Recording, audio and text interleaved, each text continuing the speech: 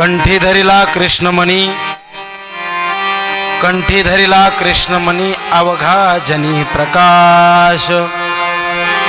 काला वाटू एकमेका, वैष्णवनिका संभ्रम. वाकुलिया ब्रह्मदिका, उत्तम लोका दाखवू. काला वाटू एकमेका, वैष्णवनिका संभ्रम. तुका म्हणे भूमंडळी, आम्ही बळी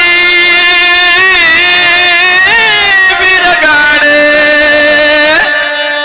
काला वाटू एकमेका, वैष्णवनिका संभ्रम. विठ्ठल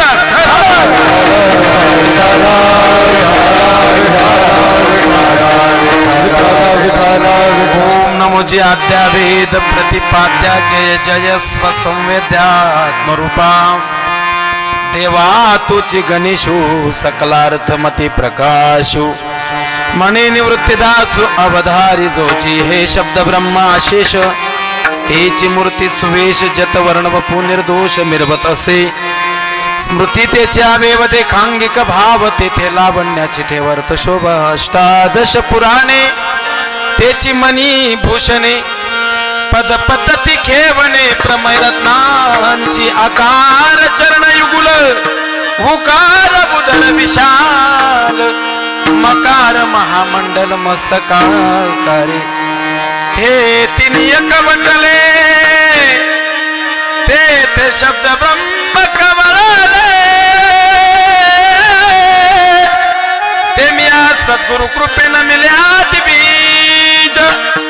आता अभिनव बागविला सिनी, जे चातुर्य अर्थ कला कामिनी.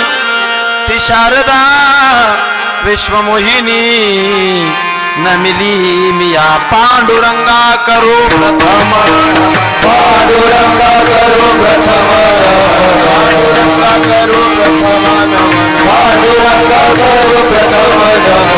करे करण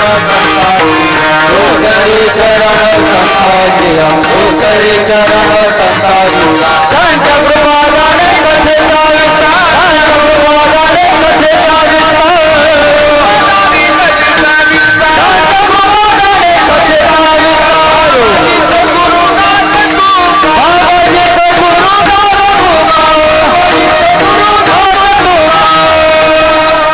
पांडुरंगा करू प्रथम नमन. दुसरे चरण संतांचिया, त्यांच्या कृपादाने कथेचा विस्तारू. बाबाजी सद्गुरुदास तुका जयांची केली स्मरण. होय सकल विद्येंचे अधिकरण, तेची बंधू श्री चरण श्री गुरूंचे ते नमस्कारोनी. आता ओम नमो ज्ञानेश्वरा, करुणा करा दयाळ. तुमचा अनुग्रह लादलो, पावन झालो चराचरी. मस्तक हे पायावरी, मस्तक हे पायावरी, मस्तक हे पायावरी. यावार करी संताचा, यावार करी संताचा, यावर करी संताचा, यावर करी संताचा. मस्तक हे पायावरी, यावार करी संताचा, यावार करी संताचा, यावार करी संताचा.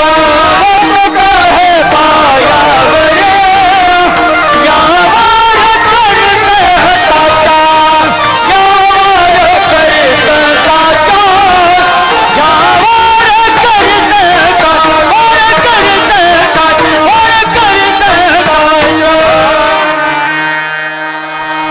कंठी धरिला कृष्णमणी, अवघा जनी प्रकाश. काला वाटू एकमेका, वैष्णवनिका संभ्रम.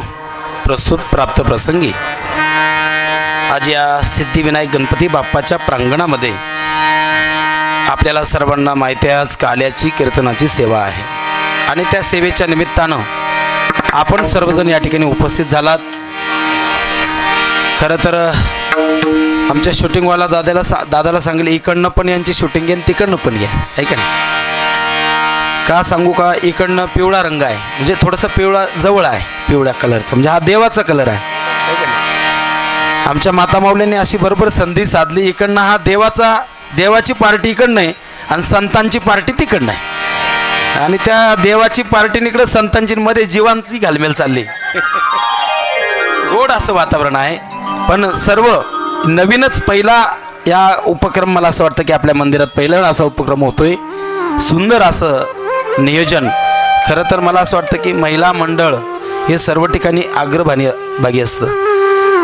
रोज नित्यनेमाचा हरिपाठ सुद्धा या ठिकाणी महिला मंडळ घेत असतं, आहे का नाही. येईल तैसा बोल. काही वेळेला अडचणी असतात, त्यांना शिकवायला कोणी नाही तरी ते कोणाला तरी शोधूनच काढतात. वासकडीवरनं बाबा शोधून काढला, कुंवर बाबा, आणि ते येऊन त्यांना मार्गदर्शन करत असतात. असो आम्ही कधीतरी एखाद्या वेळेस संधी मिळाली तर मार्गदर्शन असतं. म्हणून प्रथमतः मी या सिद्धिविनायक महिला मंडळ भजनी मंडळ जे आहे त्यांच्यासाठी आपण टाळी वाजून त्यांचं आपण स्वागत करायचं. त्याचप्रमाणे कार्यक्रमाच्या माध्यमातून आमचे लखन महाराज, ओम दादा असतील, आमचे संदीप महाराज, कैलास महाराज घुगे असतील, आमचे सीताराम बाबा असतील, केदार महाराज असतील, संपूर्ण या बालगोपाळ भजनी मंडळ, शेळके महाराज यांचं बालगोपाळ भजनी मंडळ, मृदंगवादक आमचे विकास महाराज सांगळे असतील, परत आमच्या अथर्व दादा असेल, विनेकरी, सर्वच आपले भजनी मंडळातले महिला भजनी मंडळ. विशेष म्हणजे 2 चोपदार, आहे का नाही. चोपदार सुद्धा कसे दिसत आहे बघा बरं.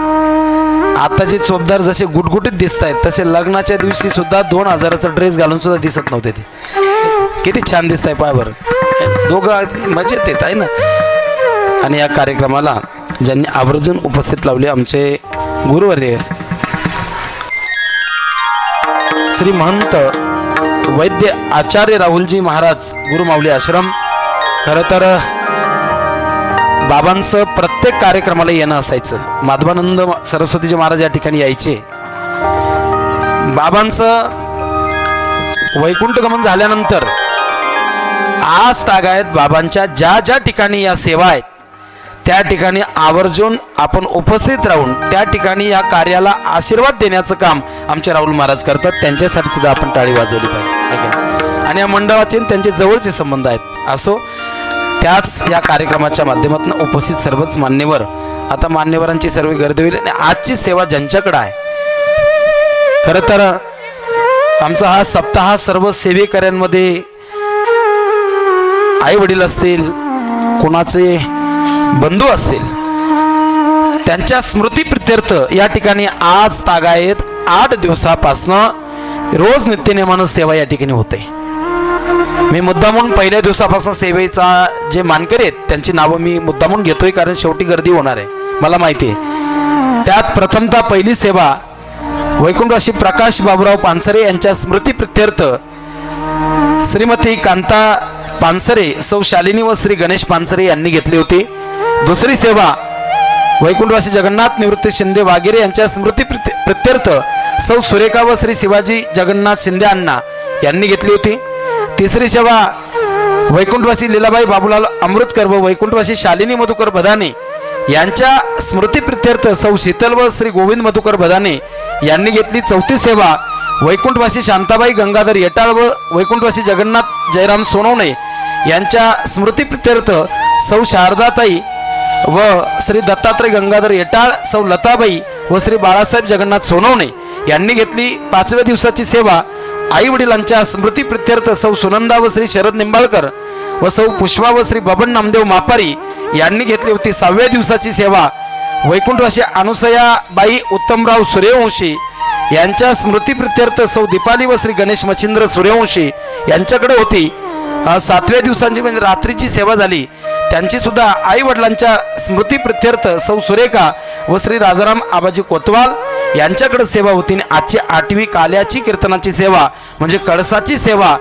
प्रत्येक वर्षाला सालाबदाप्रमाणे एक त्यांची सेवा त्यांनी मागून घेतलेली. महाराज तुमचं काही असो पण आमची एक सेवा या मंदिरात झाली पाहिजे असे आमचे तानाजी आप्पा निगळ त्यांनी सांगितलं. आतापर्यंत त्यांच्या जीवनातल्या अनेक काही घटना चढ उताराच्या आल्या असतील, पण त्याही परिस्थितीमध्ये आई वडिलांच्या नंतर बंधूंचंही देहावसन झालं तरी त्यांनी या गणपती बाप्पाची सेवा त्यांनी खंडित केली नाही. एवढंच नाही, सेवा सांगायला त्यांनी सांगितल्यानंतर या त्र्यंबकेश्वरच्या वारीमध्ये अन्नदानाची पंगत असते. महाराज घरामध्ये असं वातावरण असताना सुद्धा त्यांनी पाहुणे मंडळीला बोलवलं, पण त्या पंक्तीत खंड होऊ दिला नाही. असा आमचा निगळ परिवार वैकुंठवासी प्रदीप उर्फ पप्पू श्री हरी निगळ यांच्या स्मृतीप्रित्यर्थ सौ कविता व श्री तानाजी श्री हरी निगळ यांच्याकडे आजची काल्याची कीर्तनाची सेवा आहे. या सर्व सेवेकऱ्यांसाठी आपण सर्वांनी टाळी वाजून स्वागत करायचे.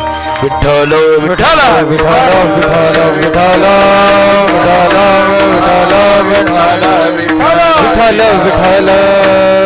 ज्यांनी 7 दिवस पारायण व्यासपीठ सांभाळलं आमचे गुरुवर्य असे सुरेशजी महाराज सुलताने, ते सुद्धा आवर्जून या ठिकाणी उपस्थित राहिलेले. सर्वच आपण गायक वादक गुणीजन आपण मोठ्या आनंदानं 1 तासभर आपण सेवा करणार आहोत. विठ्ठल विठ्ठल विठ्ठल विठ्ठल पुंडलिक वरदा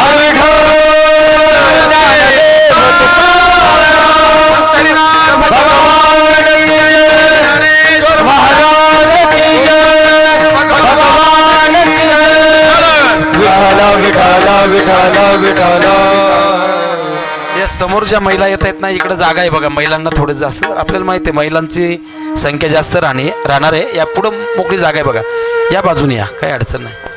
आणि मागची पुरुष मंडळी जे बसलेले त्यांना म्हणा पुढे सरकून बसा, म्हणजे बाकीच्यांना जागा होईल. इकडं पुढे भरपूर जागा आहे.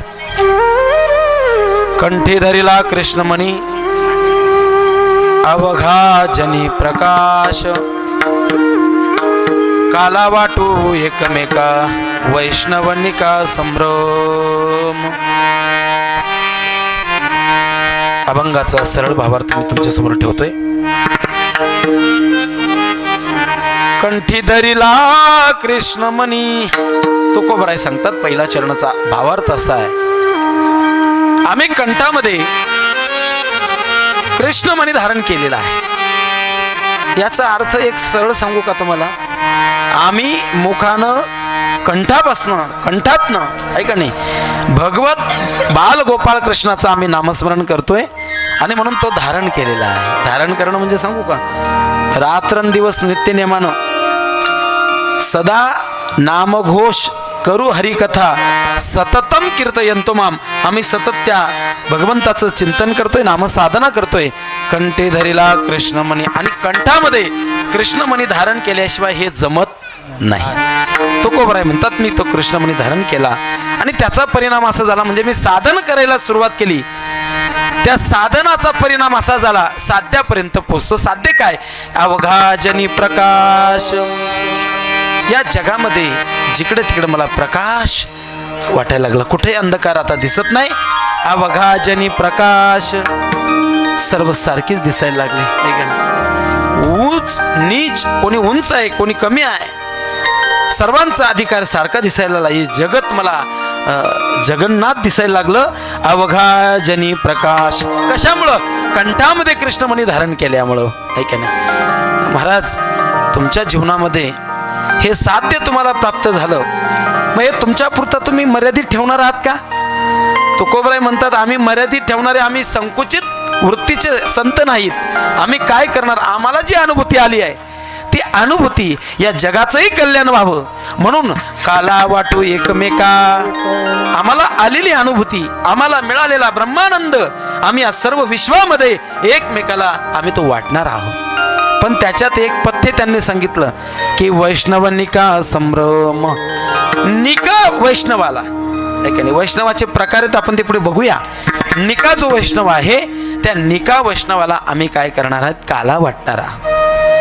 मग महाराज, हा काला वाटत असताना वैष्णवांसाठी मांदी आडी ठरली. आज या ठिकाणी वैष्णवांचा मेळा जमला, पण तिथं जर एखादा चुकून ब्रह्मादिका सारखी देवता जर आल्याच, आहे का नाही, मग त्या देवतांनाही तुम्ही काला देणार आहात का? तुकोबरायांनी सांगितलं की फक्त वैष्णवांसाठी इथं लॉटरी आहे. ब्रह्मदिकांना देवांना हा काला मिळत नाही. साधू संतांना, वैष्णवांना, वारकऱ्यांना काला मिळतो, पण या देवादिकांना तो ब्रह्मदेव जरी असेल तर आम्ही त्यांना काला देणार नाही, उलट आम्ही त्यांना वाकल्या दाखवू. वाकल्या दाखवतं माहिती ना तुम्हाला? लहान मुलं बघा, एकच गोष्ट दोघांना प्राप्त व्हावी असं वाटत असेल, एकाला जर प्राप्त झाली तो दुसरा त्याच्याकडे गेल्यानंतर ज्याला प्राप्त झाली तो त्याला वाकुल्या दाखवतो. आता आपण सर्वजण मोठे आहात, लहानपणी तुम्ही कोणाला तरी वाकुल्या दाखवलेल्या असतील. तुकोबराय म्हणतात अशा ब्रह्मदिकांना आम्ही वाकुल्या दाखवू आणि त्यांना परतवून लावू, त्यांना आम्ही काला देणार नाही. वाकुल्या ब्रह्मदिका उत्तम लोका दाखवू. का हो महाराज? ठीक आहे, ब्रह्मदिकांसाठी तुम्ही वाकुल्या दाखवण्याची भाषा करतायत, त्यांचा अधिकार माहितीये तुम्हाला. देवादिकांना वाकुल्या दाखवल्या, त्याच्यानंतर तुम्हाला त्यांनी जर काही त्रास दिला तर तुकोबराय म्हणतात ते आम्हाला त्रास कसे देतील, कारण आम्ही काही साध्याची लेकरं नाहीत. ते ब्रह्मादिका असतील आहे का नाही, त्यांना आम्ही वाकुल्या का दाखवतोय?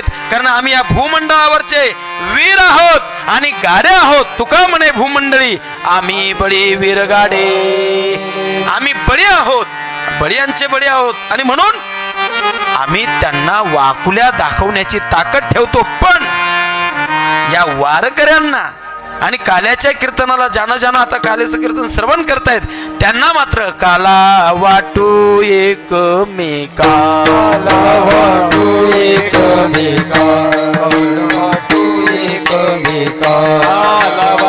एकमेकाला.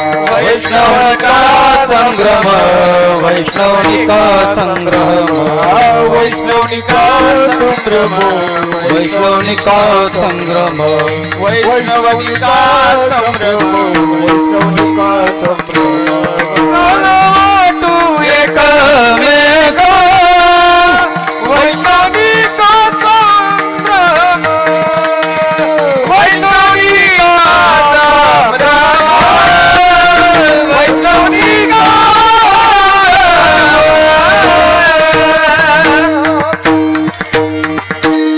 सर्वांनी एक लक्ष द्या, आपण ज्याच्यासाठी इथं आलात, ज्या वेळेला विठ्ठल विठ्ठल भजन होईल त्यावेळेला काम चुकारपणा करू नका, आहे का नाही? आपण सर्वांनी टाळी वाजायचे, मुखानं नामचिंतन करा, हेच आपल्या जीवनातलं कल्याण आहे.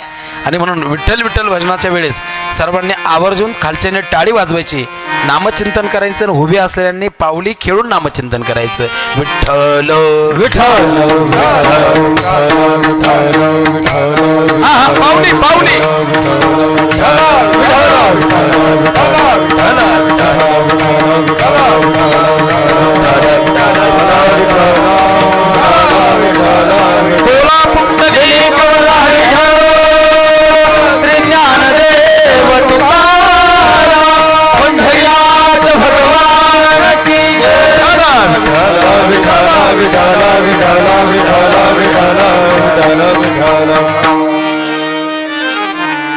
कार्यक्रम 1 दिवसाचा असेल, 3 दिवसाचा असेल अथवा 7 दिवसाचा असेल किंवा चातुर्मास जरी असेल तरी या वारकरी संप्रदायाचा अलिखित असा दंडक आहे की शेवटच्या कीर्तनाची म्हणजे या कार्याची परिसमाप्ती ही काल्याच्या कीर्तनाशिवाय करता येत नाही. काल्याचं कीर्तन म्हणजे कार्यक्रम संपला असं नाही बरं का. कार्यक्रमाची सांगता, आता संपणं वेगळं आणि सांगता वेगळी, आहे का नाही? संपणं म्हणजे एखादं कार्य आपल्या जीवनामध्ये आपण अंगीकारलं असेल, ते कार्याची पुन्हा आपल्याला आठवण नसणे, ते कार्याची समाप्ती होणं, कधी त्या कार्याबद्दल आपण कधी नंतर आपल्या स्मरणात सुद्धा ते कार्य राहत नाही, त्याला म्हणतात कार्य संपणं. पण काल्याचं कीर्तन म्हणजे असं आहे, हे काल्याचं कीर्तन झाल्यानंतर पुढच्या वर्षाच्या गणेश उत्सवापर्यंत आपल्याला पुन्हा सप्ताह येणार आहे. ते नामचिंतन सतत होणं, त्याची आठवण ठेवणं आणि सतत आम्ही या नामसाधनेला रत राहणं, नामसाधना करत राहणं, याला म्हणतात परिसमाप्ती. विठ्ठल विठ्ठल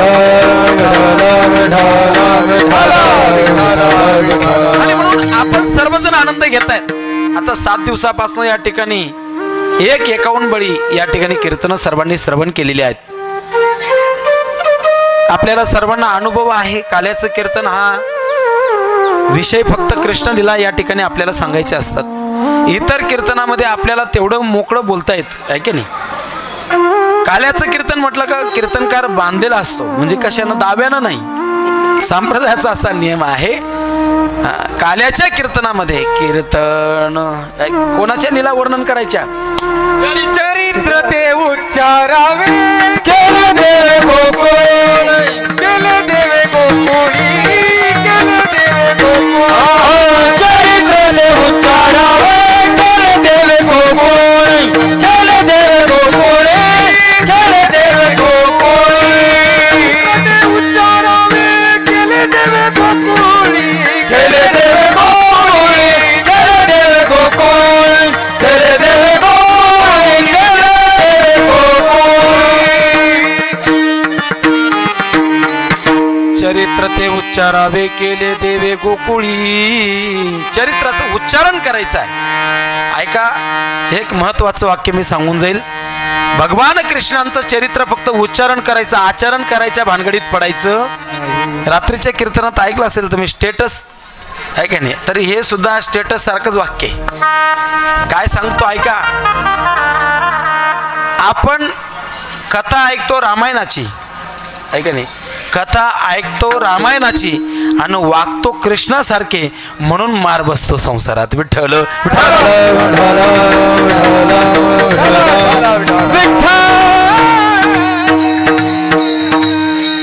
म्हणून कृष्ण चरित्र हे असं आहे महाराज. त्याचं उच्चारण जर केलं तर त्याचा फायदा काय असेल, तर सर्वात महत्वाची गोष्ट, कृष्ण चरित्र या लीला वर्णन करीत असताना वर्णन करणारे आजपर्यंत कितीतरी आले, ते वर्णन करू शकले नाहीत. वर्णन करिता करिता त्यांनाही अत्यानंद होतो आणि ऐकणाऱ्यांनाही आनंद प्राप्त होतो. फक्त आनंदच होतो का? कृष्ण चरित्र वर्णन करीत असताना आपल्या जीवनातलं असं अनेक कुठले कायिक, वाचिक, मानसिक जे पाप असतील ते पाप निवृत्ती होते. या कृष्ण चरित्राचा एवढा मोठा परिणाम होत असतो. आणि म्हणून काल्याच्या कीर्तनामध्ये कृष्ण लीला वर्णन कराव्या हा दंडक असल्यामुळं आज मी सुद्धा कृष्ण लीला अगदी थोड्यात, कारण मला वेळ कमी आहे, त्या थोडक्यात मला आज अभंगाचाही भावार्थ सांगायचा आहे. तुकोबरायांनी या अभंगातनं कांतासक्ती नावाची भक्ती त्याचं वर्णन केलेलं आहे. अनेक विषय इकडे तिकडे सांगत बसण्यापेक्षा अभंगाची सुरुवात आहे, कंठी धरिला कृष्णमणी. कृष्ण म्हणजे काळा, बर का. कृष्ण या ठिकाणी गेल्या 7 दिवसापासून आपण नवीन मुलांना तयार करण्यासाठी, मुलींना आपण थोडंसं आग्रहानं, थोडं चुकलंही त्यांचं तरी आपण त्यांना पुढे घेतोय. कारण मला माहिती आहे की आपल्या मंदिरामध्ये गणपती बाप्पाच्या इथं ज्यानं पहिला प्रयत्न केला, परमार्थात असेल, ऐका नाही, आम्ही कीर्तनकार जरी मंडळी असेल तर इथनं ज्यांची सुरुवात झाली ते आजपर्यंत कोणी मागं राहिलेलं. आणि म्हणून मी मोठ्या अभिमानानं सांगेल, शेळके महाराज तुमच्या सर्व मुलींना प्रथमतः पहिलं व्यासपीठ या गणपती मंदिरानं 2 वर्षापूर्वी इथं दिलं आणि आज त्या मुलींचा एवढा मोठा उत्कर्ष झाला. हे गणपती बाप्पाची शक्ती आहे आपल्या पाठीमागं. विठ्ठल विठ्ठल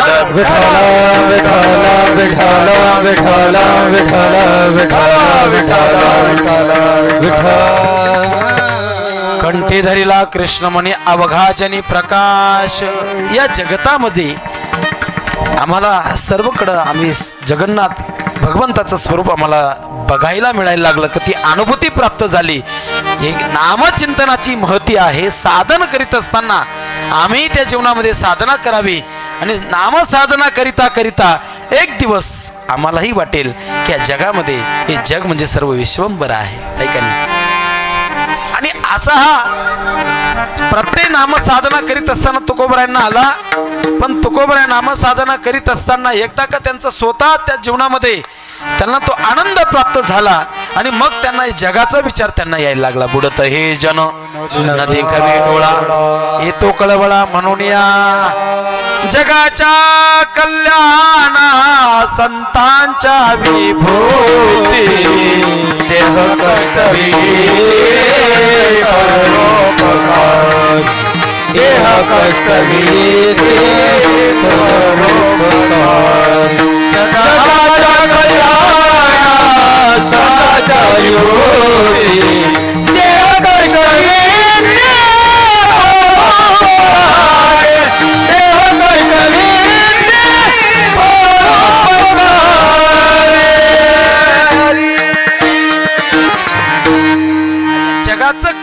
कशात होईल हे सर्व संतांना माहिती आहे आणि म्हणून संतांनी जे केलं ते आपण करावं. तुकोबराय म्हणतात की माझ्या जीवनामध्ये ती अनुभूती, तो काल्याचा प्रसाद आम्हाला प्राप्त झाला आणि त्याच्यानंतर मला असं वाटलं की आम्ही एकट्यानं काला सेवन करावा. असं संत संकुचित वृत्तीचे नाहीत. लेकिन घ्या रे होऊ नका सेवी तो हा रस वाटितो अनिका. आज आज तागायत संतांनी कधीही स्वतःच पाहिलं नाही आणि जो स्वतःच पाहत असतो तो जीवनात नेहमी दुःखी असतो. मी एक वाक्य सांगून जाईल, जो स्वतःपुरता विचार करतो जीवनात दुःखी असतो आणि जो जगाचा विचार करतो तो जीवनभर सुखी असतो. सुखी राहण्याचा मंत्र या संतांनी आम्हाला दिला. तुकोबराय असं म्हणतात की मी माझ्या जीवनामध्ये तो काल्याचा प्रसाद मला प्राप्त झाला, पण मी हा प्राप्त झालेला प्रसाद आम्हाला अधिकार आहे, कारण काला वाटण्याचा अधिकार एक तर संतांना आहे अथवा देवाला आहे. द्वापर युगामध्ये भगवंतानं स्वतः काला सर्व गोपाळांना आपल्या स्वतः हातानं वाटला काला. आहे का नाही? काला वाटू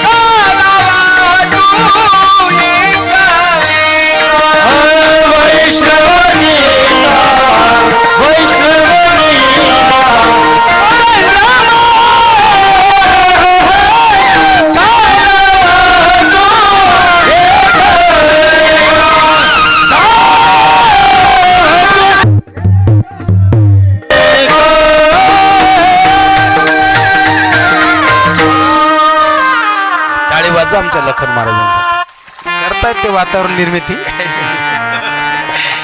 काला वाटू एकमेका वैष्णवने का संभ्रम. वा वा. भगवंतानं सर्व गोपाळांना जो काला वाटला तोच काला तुकोबराय सांगतात आम्ही एकमेकाला वाटणार आहोत. पण काला घेण्याचा अधिकार, जसं वाटण्याचा अधिकार आहे तसा काला प्राप्त करण्याचा अधिकार आहे का नाही? तो अधिकार तुकोबराय सांगतात की वैष्णवानिका संभ्रम. आता संभ्रम म्हणजे आनंदानं, बरं का. संभ्रम या शब्दाचा आनंदानं, आम्ही आनंदानं काला वाटून निक्या वैष्णवाला. कारण काल्याचे प्रकार आहेत की ती 3 काल्याचे प्रकार आहेत. पहिला काला हरिनामाचा, दही भाताचा काला आणि तिसरा जीव शिव ऐक्याचा काला. आणि त्या जीव शिव ऐक्याचा काला तुकोबराय सांगतात की आम्ही वाटणार आहोत. पण तो काला वाटत असताना वैष्णव निका वैष्णव. आता वैष्णवाचे प्रकार आहेत, ऐका नाही, 2 प्रकार मी सांगतो, बाकीचे मी सांगत नाही. एक वरून दिसणारा तुळशी माळा गळा गोपी चंदन टिळा, बाह्य रंगाने वैष्णव आपल्याला दिसत असतील. आता या बाह्य रंगाने असणारे वैष्णव वेगळे आणि निका वैष्णव वेगळा. ऐका नाही, निका वैष्णव कुणाला म्हटलेलं आहे? निका म्हणजे शुद्ध, बर का. आणि शुद्ध हा शब्द शुद्ध ज्याचा भाव झाला दुरी नाही. निका म्हणजे शुद्धता. त्याच्या जीवनामध्ये कुठलाही प्रपंचाचा लवलेश नाही असा शुद्ध वैष्णव म्हणजे त्याच्यासाठी आपल्या नामदेव महाराजांचं एक प्रमाण मला आठवलं म्हणून सांगतो. नामा म्हणे नाम केशवाचे घेसी, नामा म्हणे नाम केशवाचे घेसी, नामा म्हणे नाम केशवाचे घेसी, नामा म्हणे नाम केशवाचे घेसी. तरीच वैष्णव होशी अरे जना, तरीच वैष्णव होशी अरे जना. नाम म्हणे नाम केशवाचे घेसी, नाम म्हणे नाम केशवाचे घेसी, नाम म्हणे नाम वैष्णवाचे घेसी, नाम म्हणे नाम वैष्णवाचे घेसी.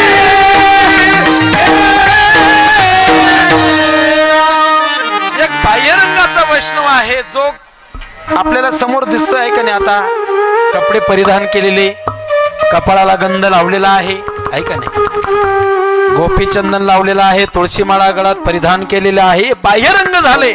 पण अंतरंगातनं जो सतत नामसाधना करीत असतो, हृदयी कळवळा वैष्णवांचा कळवळा आहे, नामसाधना करणारा आहे. तेही कसं नामसाधना, रात्रंदिवस आहे का, दिन रजनी हाची धंदा गोविंदाचे पवाडे. आणि असा शुद्ध झालेला आहे का, शुद्ध चोखा मेळा करी नामाचा सोहळा. विठ्ठल विठ्ठल विठ्ठल विठ्ठल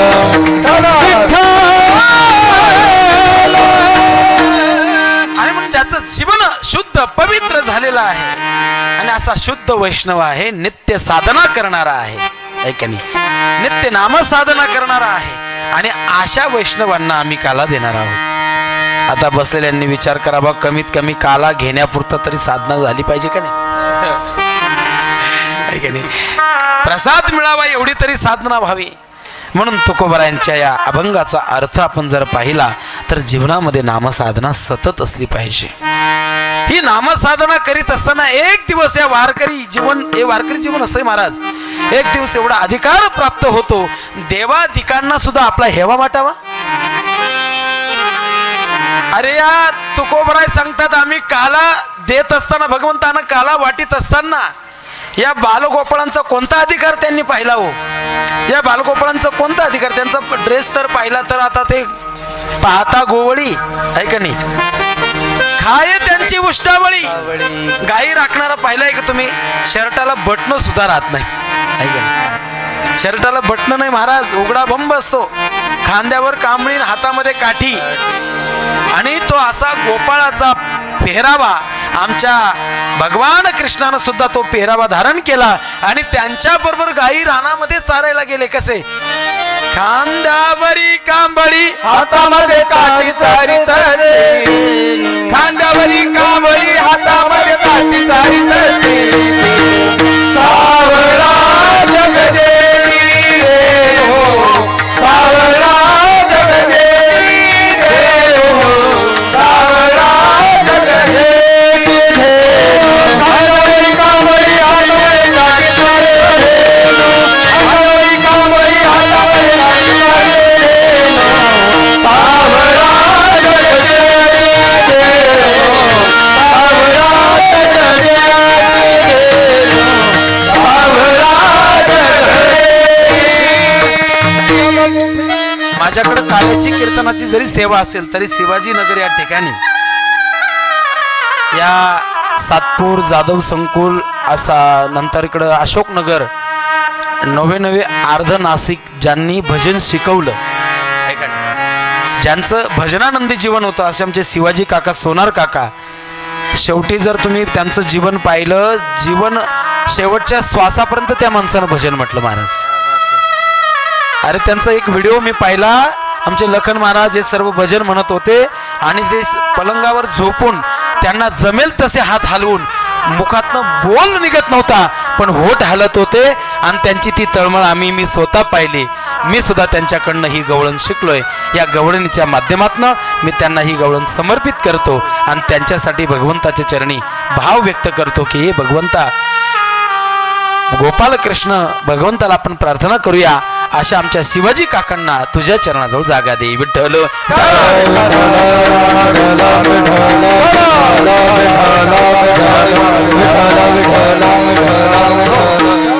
वारकरी साधा समजू नका, फक्त तो नाम साधना करणारा असावा.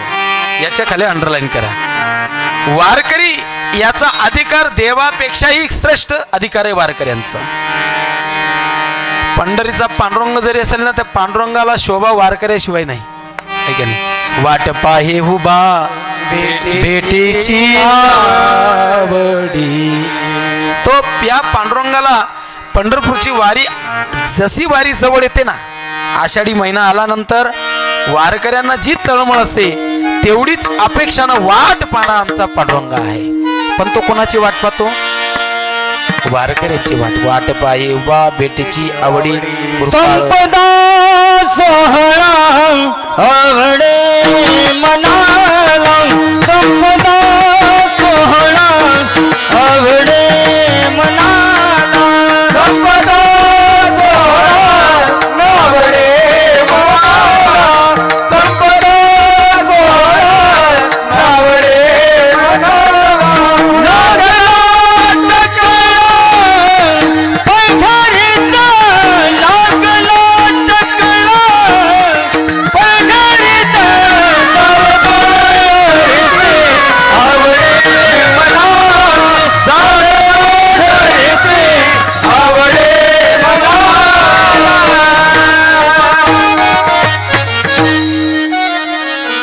संपदा सोहळा नावडे मना, लागला टकळा पंढरीचा. खरं म्हणजे वारकरी जीवन, त्याला वारकरी म्हणतात. फक्त वारकरी या शब्दावर कीर्तन आपण संपेल, ठीक आहे ना. आणि तुकोबराय म्हणतात अशा वारकऱ्यांना काला वाटो एकमेका, वैष्णवनिका संभ्रम, आम्ही कुणाचा अधिकार बघणार नाही. जर ब्रह्मदिका जरी असतील त्यांना तो अधिकार नाही, म्हणून आम्ही त्यांना वाकल्या दाखवू. त्यांना हा काल्याचा प्रसाद कधी मिळेल. ब्रह्मदिका ब्रह्मदिका वकुलिया ब्रह्मदिका, वकुलिया ब्रह्मदिका, वकुलिया ब्रह्मदिका,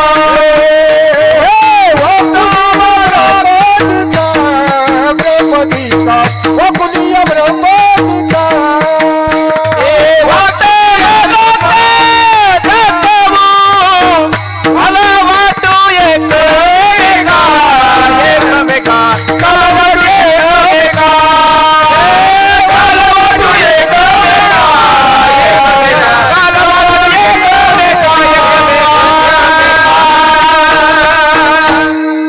वाकुल्या ब्रह्मदिका. आता त्या वाकुल्या कशा दाखवायच्या, आपल्याला वेळ कमी आहे. लहान मुलं वाकुल्या दाखवत असतात.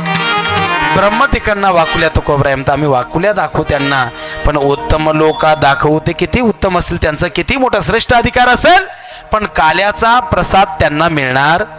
म्हणून काल्याचा प्रसाद त्यांनाच मिळतो जे स्वतःला लहान समजतात. बरं, बसलेल्या सर्वांना एखादी सासूबाई जरी असेल आणि सुनेवरती पावर करत असेल तर तिने कीर्तनापुरती तरी पावर दाखवू, ती लहान होईल, त्याच्याशिवाय प्रसाद मिळत नाही. वाकुलिया ब्रह्मदिका उत्तम लोका दाखवू. तुकोबराय सांगतात की आम्ही लहानातले लहान आहोत, त्यांना प्रसाद देत असतो. आणि हा प्रसाद एकदा का प्राप्त झाला की जीवन काय होतं, तुकोबराय सांगतात की आमच्या जीवनामध्ये हा काला प्राप्त होत असताना या काल्याचा प्रसाद आम्ही घेतल्यामुळं आम्ही भूमंडळातले बळी आहोत. शेवटा माने मंडळी तुका मने तुका मने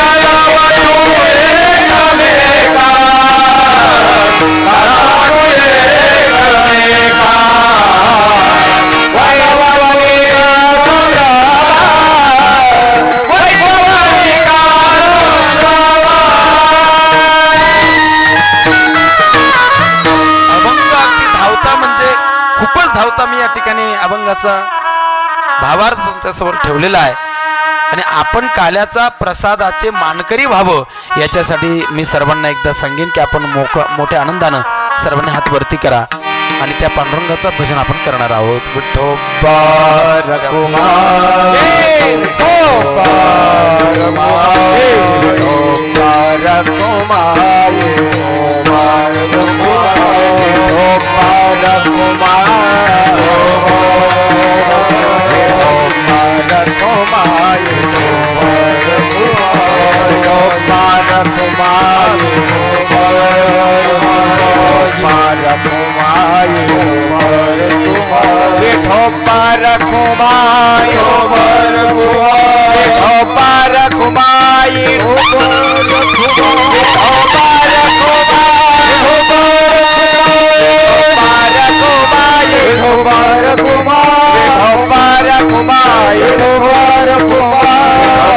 रघुमाई, विठोबा रघुमाई, विठोबा रघुमाई, विठोबा रघुमाई,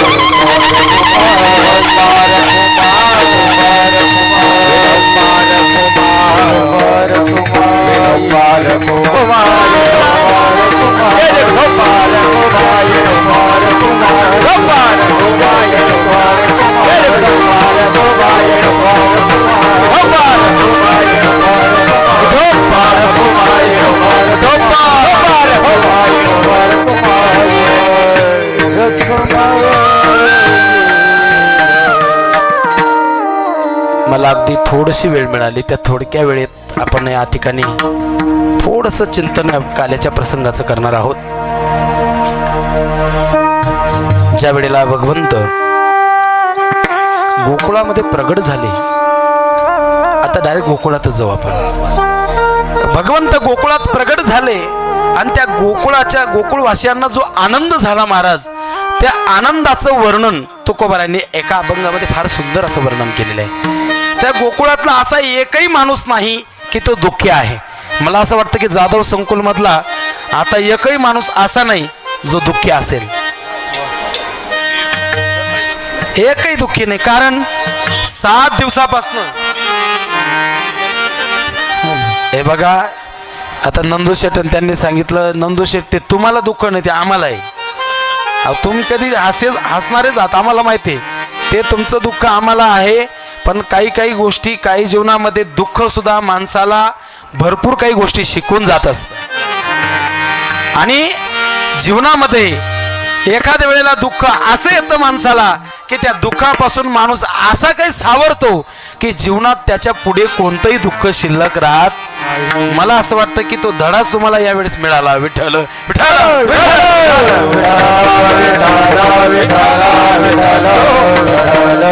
संपूर्ण जाधव संकुल परिवार, मला माहितीये की काय घटना घडली असेल, पण आज मला असं वाटतं की काल्याच्या कीर्तनाला आलेले एखादा कोणी दुःखी असं आहे का? का दुःखी नाही? कारण इथं दुःख माणूस विसरून जात असतो. तुम्ही सुद्धा विसरून गेलात आता, मला माहिती आहे. हार घालायला तेव्हाच पाहिलं मी तुम्हाला, ऐका ना. कारण हा तुकोबरांनी सांगितलं परिणाम असा आहे महाराज की या भक्ती साधनेमध्ये गोकुळामध्ये तो गोपाळ कृष्ण आला आणि त्या गोपाळवासियांना जो आनंद झाला तो आनंद तुकोबराय गोकुळीच्या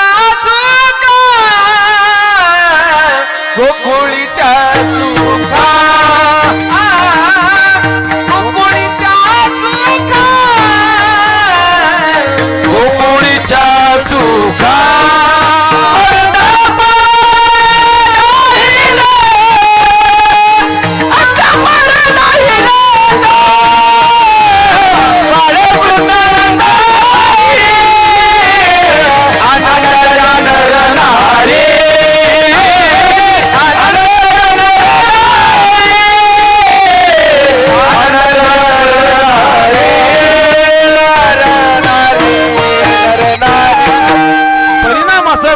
गोकुळात कोणीही दुःखी राहिलं नाही. आता बघा शेठ, तुम्हाला सांगतो, इकडची लाईन बघा आणि तिकडची लाईन बघा, कोणी दुःखी वाटतंय का तुम्हाला? बघा ते त्यांच्याकडे बघा एकदा, त्यांचा आनंद बघा किती आहे. वा वा वा, म्हणूनच आले शेठ. गोकुळीच्या सुखा अंत पार नाही लेखा, बाळकृष्ण नंदागरी आनंदल्या नरनारी. या नरनारी सर्वांना आनंद झाला आणि त्या आनंदाचा परिणाम असा झाला, गुडिया तोरणे करते कथा गाते गाणे. हा आनंद प्राप्त झाला महाराज.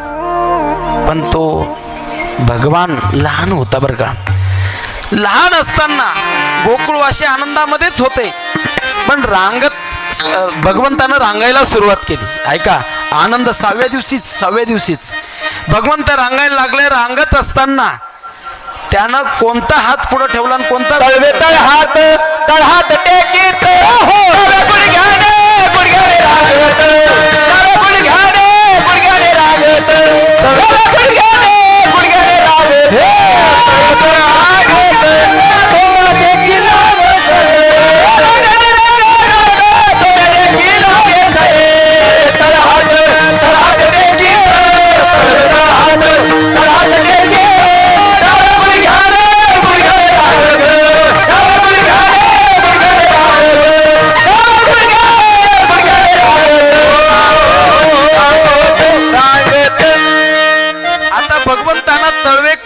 ठेवले हाताचे. याच्या पाठीमाग संतांनी एक सुंदर अशी भूमिका सांगितली महाराज. ऐका, या पृथ्वी मातेला सांगितलं की तू या दृष्टांचा भार कसा घेते बा. ऐका नाही, या पृथ्वीला अभय दिलं, हात ठेवला, तू घाबरू नको, मी तुझ्या पाठची आहे. आणि म्हणून रांगत असताना पूर्वीची लेकर रांगायची, आताची रांगत नाही.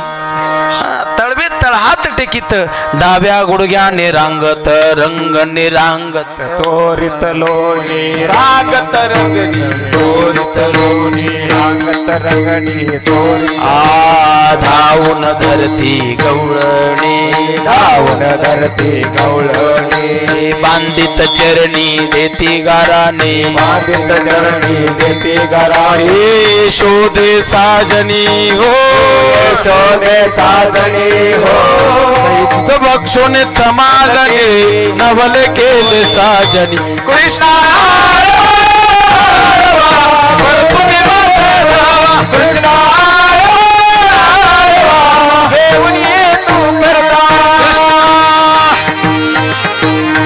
रांगत रंगणी चोरित लोणी. देवानं पहिलं चरित्र त्या ठिकाणी रांगत असताना केलं. रांगताना चरित्र झालं. ऐका पुढची गोष्ट. लहान लेकर जे असतात ना, त्या आईला अशी बिलगून झोपत असतात. बघा, लहान बाळ किती तुम्ही त्या आईला असं बिलगून झोपत असत. भगवान बालकृष्ण असं यशोदा मातेला असं बिलगून झोपलेले होते बरं का. ऐका, बारीक कांद्या इकडं, मला वेळ फार कमी आहे, मला भाव उभा करायचा. ऐका, सकाळची वेळ होती, ब्रह्ममुहूर्त, आणि त्या ब्रह्ममुहूर्तावर भगवंताला जाग आली. बालच चाच पडायला लागलं इकडे तिकडे, आई कुठे आई कुठे. बघा, आपले लेकरू जरा आईजवळ झोपलेलं असतं ना, ते आई जर नसेल तर ते असं झोपेतच असं डोळे चोळताना पाहतं इकडे तिकडे, आई कुठे गेली. कारण लहान लेकराला या जगामध्ये फक्त आई शिवाय दुसरं नातं ते त्याला ज्ञान नसतं. आई आणि लेकराचं नातं माऊलींनी सांगितलं, किंबहुना धनुर्धरा जो मातेची ये उदरा, तो मातेचा सोयरा की तुला पा. त्या बाळ म्हणजे जे अज्ञानी असतं त्याला इतर नात्यांचं ज्ञान नसतं, पण आईला मात्र ते ओळखत असतं. भगवान कृष्णानं पाहिलं, आई दिसत नाही. जागे झाले, उठून बसले आणि पाहिलं तर आई तिथं आवाज येत होता, घुम घुम आवाज येत होता. भगवंत रांगत रांगत रांगत निघाले, आई जवळ गेले आणि आईला पाहिलं. आईचा आपल्याकडे लक्ष नाही. आईला सांगायला लागले, रडायला लागले, पण आई काही लक्ष देईना. भगवंतानं सांगितलं आईला, आई मला भूक लागली ग, मला स्तनपान दे बुवा, मला भूक लागली आहे, मला पदरा आड घे. पण आईचं काही लक्ष नव्हतं. लक्ष गेल्यावर सुद्धा आई लक्ष देत नव्हती. यशोदेला माहिती होतं घुसळण चालू आहे. घुसळण चालू असताना जर त्या अर्ध्यात बंद केलं तर लोणी येणार. थांब थोडे कृष्णा, थांब थोडं, मी तुझ्याकडे लक्ष देते ना, ऐक ना, थोडंसं ऐक ना. पण भगवान कृष्णानं पाहिलं, म्हणजे तू लोण्यापेक्षा माझ्यापेक्षा तुला लोणी महत्वाचं आहे. मग शेवटी कृष्णानं काय केलं, तो रवीचा जो दोर आहे ना तो दोरच पकडून घेतला. सोड रवी सोड बाळा, बाळा करू दे मंथना. सोड रवी सोड बाळा, बाळा करू दे मंथना. करू दे मंथना रे बाळा, करू दे मंथना. करू दे मंथना रे बाळा, करू दे मंथना. सोड रवी सोड बाळा, बाळा करू दे मंथना. सोड रवी सोड बाळा, बाळा करू दे मंथना. करू दे मंथना.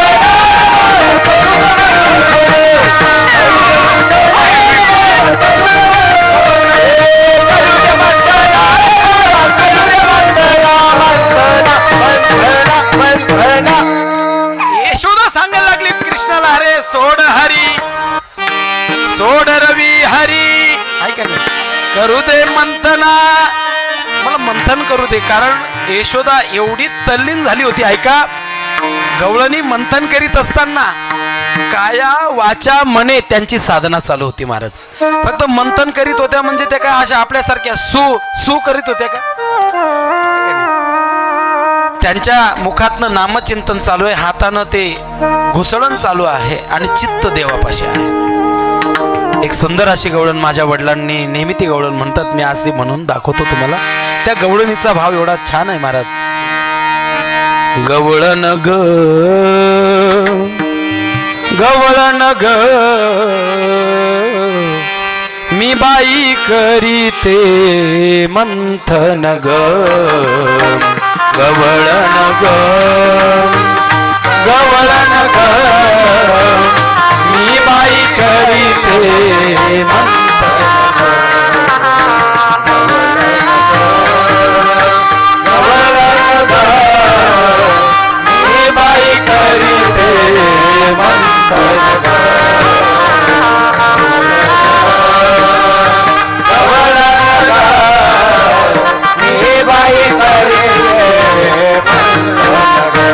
माझ्या कृष्णाचे करीते मी चिंतन ग. माझ्या कृष्णाचे करीते मी चिंतन ग. बाई चिंतन ग करीते चिंतन ग.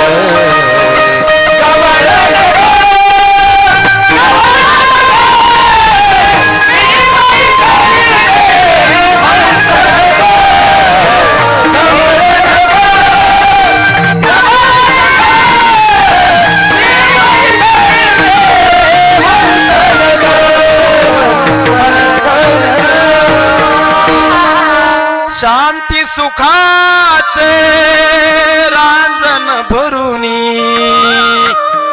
आत भावाचे घालिते मी विरजन ग. बाई विरजन ग घालिते विरजन ग. गवळण ग गवळण ग मी बाई करीते मंथन ग. यशोदेची अशी अवस्था होती. पण रवीचा दोर पकडल्यामुळं रवी मंथन करता येईना आणि मग यशोदेचं लक्ष कृष्णाकडे गेलं. कृष्णाला पाहिलं, का रे आई मला भूक लागली ग. यशोदे मातेनं भगवंताला शेवटी आईलाच नाविलाच झाला, मांडीवर घेतलं आणि बाळाला दूध स्तनपान पास करायला लागले. यशोदा मातेनं मांडीवर घेतलं, स्तनपान करीत आहे. पण देवानं पाहिलं ही नाविलाजनही न घेतलं का प्रेमानं घेतलं. देव म्हणे थोडी परीक्षा घेऊन बघूया. कारण आई लहान बाळाला जवळ घेते, पण काही काही बाळ लय अवलादी असतात. काही झालं का त्यांना फक्त रडायचं माहिती असतं. आमच्या लखन महाराजांकडे सर्वच वाटतं. जीवनात आयुष्यभर रडारडी असते त्यांचं. मी नेहमी सांगतो, माणसाच्या जीवनात परमार्थातलं गाणं वेगळं आणि प्रपंचातलं गाणं वेगळं. परमार्थातलं गाणं देवाजवळ नेणारं आहे आणि प्रपंचातलं त्याला काय म्हणतात आपण, रडगाणं. काही काही एवढे रडगाणी करणारे असतात देवापाशी, अरे मंदिरात जातात आणि देवाला सांगतात, देवा मला काहीच दिलं नाही. मी सांगतो आप्पा, माणसानं रोज नित्यनेमानं मंदिरात जावं. इथं असलेल्या परिसरातील सर्व माझ्या माता माऊल्यांना आणि भाविकांना सांगतो, ऐका, आपण रोज गणपती बाप्पाच्या मंदिरात या, पण कशासाठी या सांगू का, देवानं तुम्हाला काहीतरी द्यावं याच्यासाठी येऊ नका. आतापर्यंत देवानं आपल्याला भरपूर दिलंय, याच्यासाठी या, याच्यासाठी. कारण आपल्याला दिलेल्याची आठवण राहत नाही. यशोदेनं मांडीवर घेतलं आणि देवानं परीक्षा घेतली. देवानं अग्निदेवाला संपर्क साधला. आता तेव्हा फोन होता का नाही मला माहिती नाही. आणि अग्निदेवतेला सांगितलं, विचारलं, ओ अग्निदेवता, माझी आई तुम्हाला दूध देते का? अग्निदेवता म्हणे, खोटं बोलावं तर तेही बोलता येत नाही, खरं तेही सांगता येत नाही. म्हणे का सांगता येत नाही? कारण तुम्ही मोठ्या घरचे, आणि मोठ्या घरचे गाराने सांगावे तरी कसे? म्हणे जाऊ द्या, सांगा काय. म्हणे आम्हाला तुमची आई दूध देते, पण वर्षातनं फक्त एकच दिवस, रथसप्तमीच्या दिवशी. ऐका नाही, ती पण काय, कुंभाराकडनं ती बोळकं बनवलेलं असतं, गौऱ्या लावायच्या असतात, त्या मातीच्या मडक्यामध्ये दूध घालायचं आणि दूध ओतू गेल्यानंतर, ओतू जातं का ना जातं, जिभेला लागतं का ना लागतं, तेवढ्यात ते उचलून घेतात आणि प्रसाद वाटतात. म्हणजे आम्हाला जास्त भेटत, पण त्याच्यातही कुंभार दादा एवढा हुशार असतो.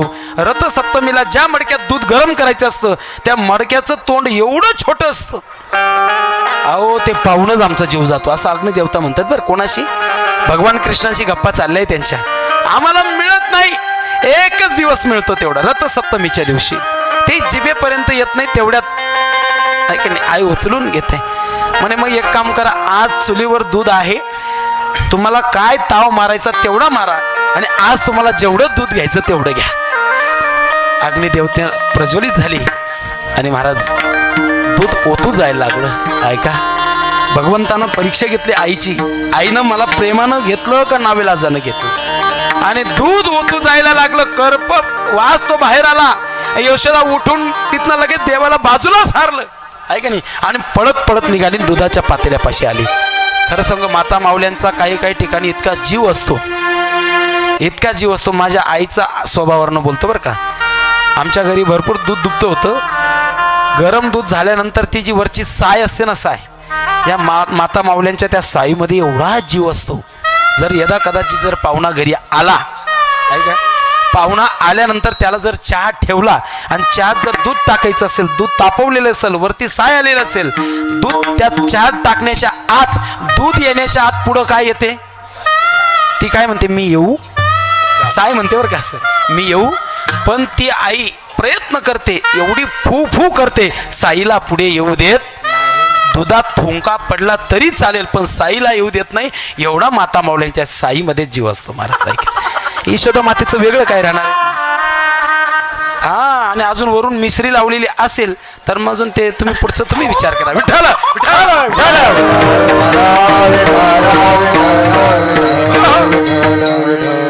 यशोदा मातेनं त्या दुधाला पाहिलं. अग्निदेवता ते दूध प्राशन केलं. एक भाव असाही आहे, स्तनपान करीत असताना अग्नी भगवंताला असं वाटलं की जर आईचं स्तनपान होत भगवंत करीत आहेत आणि ते जर तृप्त झाले तर आम्हाला कधी दर्शन मिळेल, आहे की नाही? आणि म्हणून अग्नी प्रज्वलित झाला आणि दूध, त्या चुलीवरचं दूध ओतू गेलं. महाराज ऐका, प्रसंग असा घडला, ज्या वेळेला आई त्या चुलीकडं दुधाजवळ गेली, भगवंतानं संधी साधली आणि देवानं तो रवीचा डोह उचलला आणि त्या डेऱ्यावर हाणला. डेरा फुटला, अख्ख्या घरामध्ये ताक ताक झालं आणि सर्व लोणी पसरलं घरामध्ये बरं का. सुलतानी महाराज तुम्ही सांगितलं म्हणून हा प्रसंग थोडा लांबवला मी. ऐका, आणि त्या लोण्याचे गोळे असे त्या भगवंतानं उचलावे आणि सर्व माकडांना जवळ बोलवलं आणि त्या माकडांना तो लोण्याचा गोळा स्वतः भगवंत देऊ लागले. आजही तुम्ही वृंदावनात जर गेलात ना, त्या वृंदावनामध्ये ती माकडं जी आहेत ना, माकडं, आपण तुम्ही असे जा, पण केदार महाराज त्या वृंदावनातली माकडं आपण जर तिथं गेलो ना तर ते काहीच घेत नाही, आपल्या डोळ्याचा चष्मा हिसकून घेतात. ते आलेला अनुभव सांगतो. चष्मा मात्र हिसकून घेतात आणि आपला चष्मा परत मिळावा याच्यासाठी त्यांना फ्रुटीचं पॉकेट द्यावं लागतं, तेव्हा ते चष्मा खाली देतात. मामा बरोबर आहे ना? तेव्हा भिक्का मामा जाऊन आले. विठ्ठल विठ्ठल.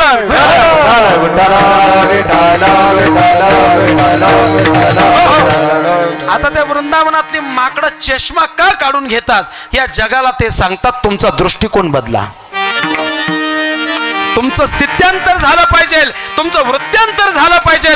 नाम साधना करीत असताना साधना करिता करिता करिता तुम्ही जर स्थित्यांतर आणि वृत्यांतर होत नसेल तर तुमच्या दृष्टीमध्ये बदल होणार नाही.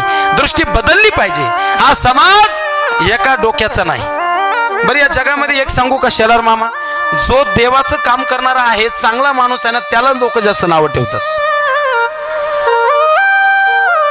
वाईटाचं कोणी मागे लागत नाही. एखादा जर दारू पिऊन असं पडला बिना कोणी त्याच्याकडे बघत सुद्धा नाही.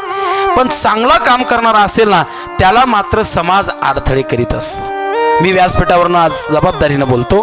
आणि चांगलं काम तुम्ही करीत राहा. लोक तुमच्या पाठीमाग काही बोलत राहिले, तुम्ही मात्र चांगलं काम करणं बंद करू नका.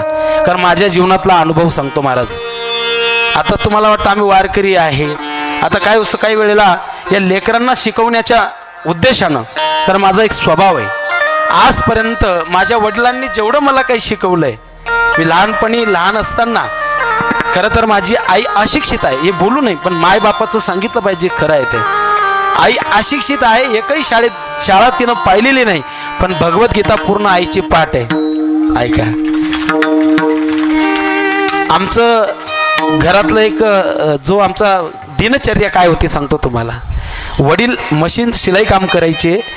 आई जर सायंकाळी शेतातनं काम करून आली ना आप्पा, तर आमचे रोज नित्यनेमानं 4 गीतेचे अध्याय, 2 हरिपाठ आणि 25 आरत्या झाल्याशिवाय आम्हाला जेवायला मिळत नव्हतं. आम्ही पोटात असताना वडिलांनी इकडनं एक श्लोक म्हणायचा, अभयम सत्व संशुद्धीर ज्ञान योग व्यवस्थित. आईनं तिकडनं म्हणायचं, दानंदमच यज्ञच स्वाध्यायस्तप अर्जवम.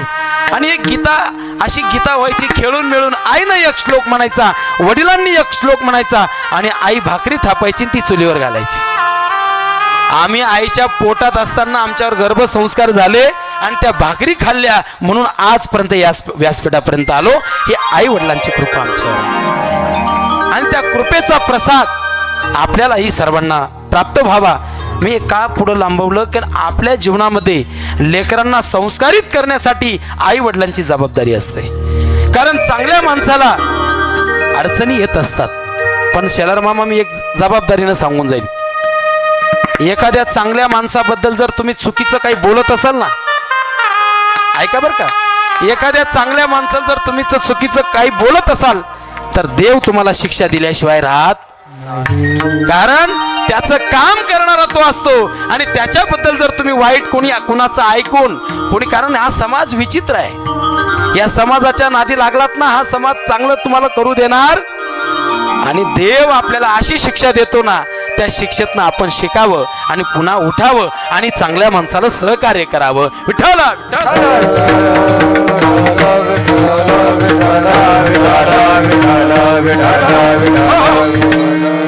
त्या माकडांना ते घोडे देत असताना देवानं त्यांना तृप्त केलं. पण इकडं यशोदा मातेनं पाहिलं, अरे डेरा फुटलेला आहे, ताक वाहून गेलंय.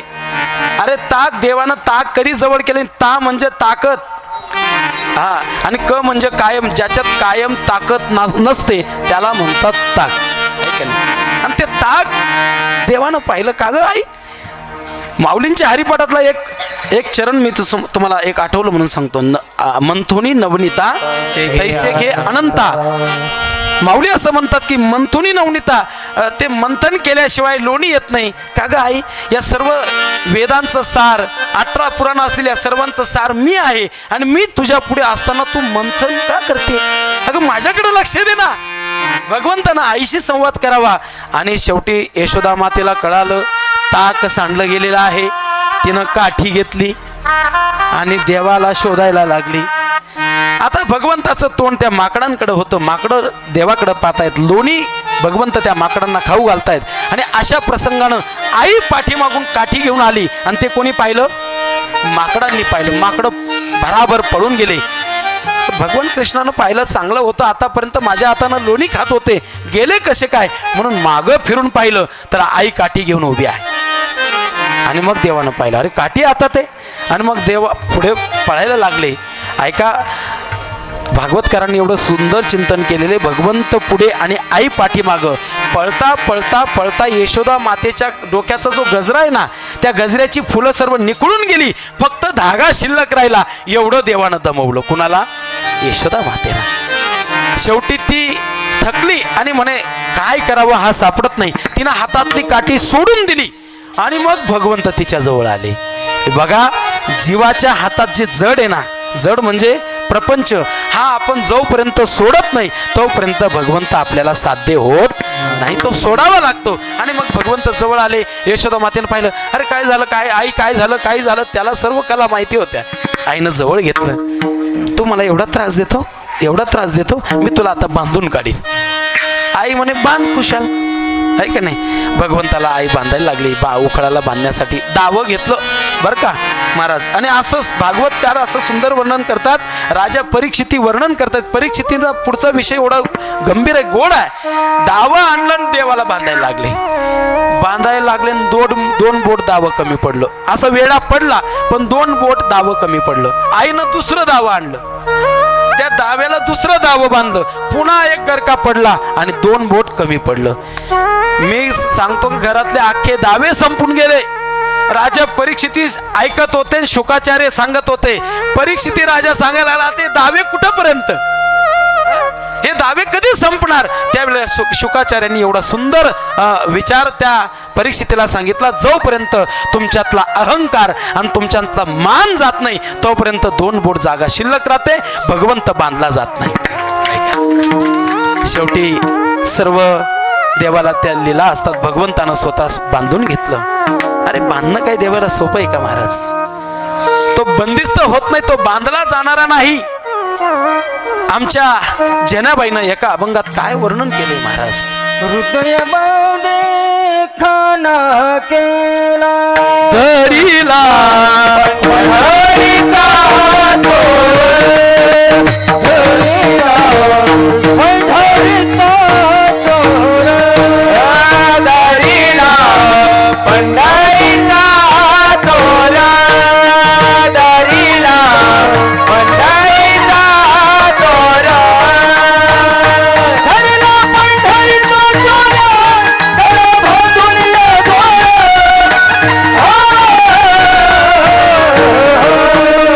धरीला पंढरीचा चोर, धरीला पंढरीचा चोर. जनाबाईंना फार गोड वर्णन केले. धरीला 5च मिनिटं द्या फक्त मला, शेवटी मिळवणी करावी लागेल. धरीला पंढरीचा चोर, गळा बांधोनिया दोर, धरीला पंढरीचा चोर. ऐका, तो बांधला जातो पण कशानं? प्रेमानं बांधला जातो. देवाला जर तुम्ही आहात तो बांधला जाणार नाही. यशोदा मातेनं प्रेमानं त्याला बंदिस्त केलं. खरं तर बंधन माणसाला दुःख देणार आहे.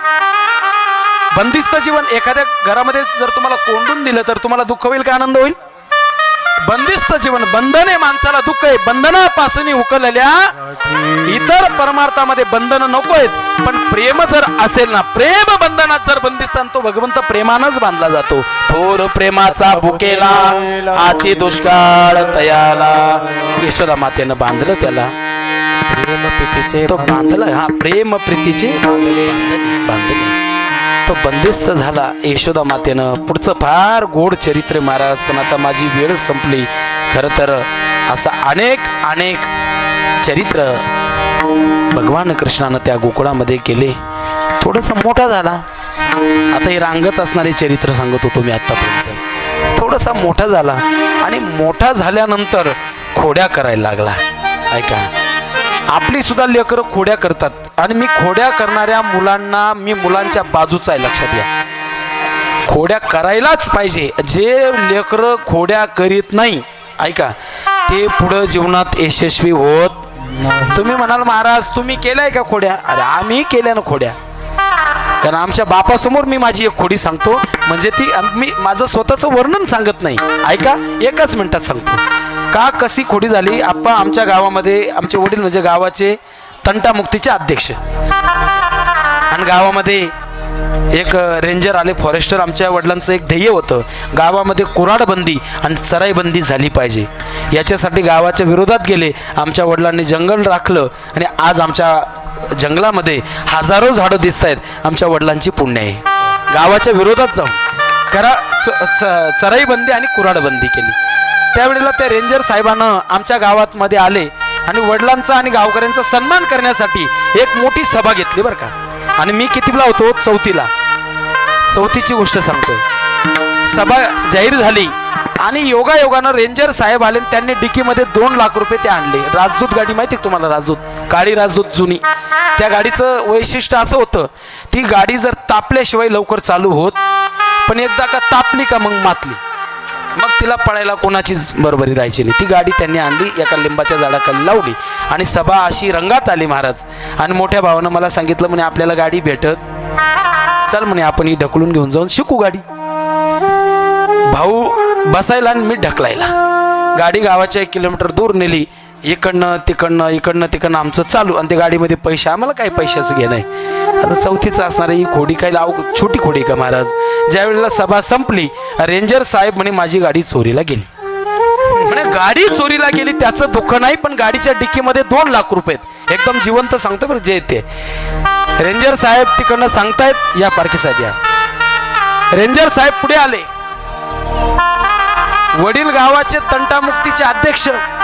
वडील पुढे आले सर्व गावाच्या पुढं आणि रेंजर साहेबाला सांगू लागले, ऐका, हे आमच्या गावातल्या लेकरांचं काम नाही. काय म्हणतात हे बाहेरच्या मुलांचं काम आहे, असे वडील सांगत होते बरं का, छातीला हात लावून. हे आमच्या गावाची मुलं अशी करूच शकत नाही म्हणे, या बाहेरच्या मुलांचं काम आहे. आणि असं वडील सांगत होते आणि आम्ही दोघं भाऊ गाडी लोटून समोरून आणत होतो. तुम्ही सांगा काय झालं असेल वडिलांचं बरं. म्हणजे एवढी मोठी खोडी, जीवनामध्ये खोड्या करणारी मुलं निश्चित पुढे जातात, पण ती खोडी योग्य असावी. अशा अनेक खोड्या भगवंतानं केल्या. त्या खोड्या करीत असताना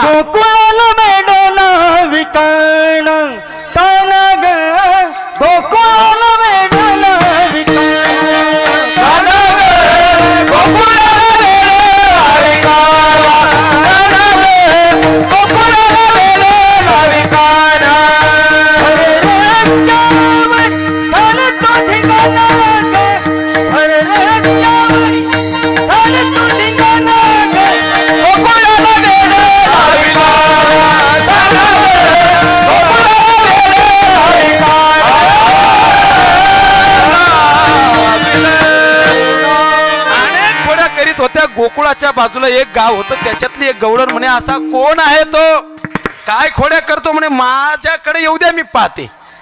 भगवंतानं पाहिलं म्हणे, हिचा घर नंबर घ्या. टोळीच होती ती, ऐक ना. त्या गोपाळांनी घर नंबर घेतला. भगवंत तिच्या घरी गेले. रात्री कोळशानं तिला दाढी मिशी काढली, झोपेत बरं का. तिला दाढी मिशी कोळशानं काढली, पण सकाळी उठली तर आई झाली जाय साधू बाबा. आता देवानं काढलेले ते. अशी दाढी झाली, मिशी झाली. ती आली चौकामध्ये, सर्व पाहायला लागले की काय गवळण. आता त्या गवळणी आपल्याला वेळ नाही, वेळ कमी आहे. तिच्याकडे सर्व गाव पाहून हसायला लागले. म्हणे काय हसतात म्हणे, तुम्ही आरशात जाऊन बघा. ते आरशात जाऊन बघितलं, डायरेक्ट कुंभमेळ्याचा साधू आमच्या बाबांसारखं. ऐका कारण बोललो. कुंभमेळा आखाडा परिसर, आता जो कुंभमेळा येणार आहे ना, त्या कुंभमेळ्यामध्ये बाबांकडे फार मोठी जबाबदारी दिलेली बरं का, कुंभमेळ्या आखाड्याची. आणि आपल्या सर्व जाधव संकुलवासियांना सांगतो, कुंभमेळ्यात काही अडचणी असतील तर बाबांना हक्कानं सांगा. आणि ती गवळण आता काय म्हणे, काय करावं, नाव्याला बोलवलं. आता जे खरं ते सांगतो बरं का, गवळणीत जे वर्णन आहे. नावी आला, गावोगावीचे नावी आले, पण केसच निघणा. नावी कंटाळले. घरचे म्हणे, घरच्यांना हाकलून लावली म्हणे, अशी रंबा मी घरात कशाला ठेवू, दाढीवाली बाई. शेवटी तिला एकीनं सांगितलं म्हणे, तू कोणाला चॅलेंज केलं होतं का, चॅलेंज. मग ती म्हणे, काल माझ्याकडनं चुकून एक चॅलेंज झालं. त्या गोकुळातल्या भगवान कृष्णाला माझ्याकडनं बोललं गेलं, तू माझ्याकडे ये म्हणे. बस काय नाही, तू त्याला शरण जा, मला तुझी ही सर्व जो दुःख नष्ट होईल. शेवटी त्या गवळणीनं शरण आली आणि तिच्या मुखावर आलेले केस नष्ट झाले. अशा अनेक खोड्या करायला लागले भगवंत. अनेक खोड्या करता करता शेवटी यशोदा मातेकडं सर्व गवळणी एकत्र जमल्या आणि सांगायला लागले, अय यशोदे, काय स्वतःला समजते तू, तुझ्या लेकराचं गुणगान करते. बाळ सगुण गुणाचे ताने ग बाळ सगुण गुणाचे ताने, बाळ सगुण गुणाचे वाणे ग बाळ.